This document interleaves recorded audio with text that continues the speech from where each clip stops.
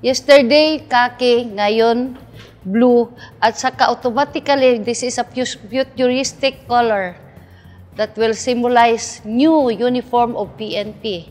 Pinili ko ito kasi meron siyang certain characteristic na easy to wear, easy to wash, and free movement. Ang feature nito, yung easy to wear, it is made with zipper, tailored type para hindi ma-imitate ng iba.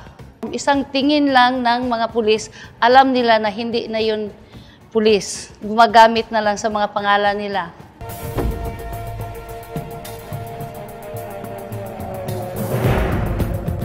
Ka-decide ako na ito yung aking uniform kasi meron siyang double purpose. Kung panahon sa tagbaha at saka tag-summer, pwede namang gawing purontong. Pero kung sa panahon naman ng tag-ulan para hindi malamigan, pwede rin gawing pantalon. When it comes to t-shirt, it's tailored fit at saka may security code. Naging unique ang pagtingin sa mga pulis dito kasi parang nababagay sa panahon.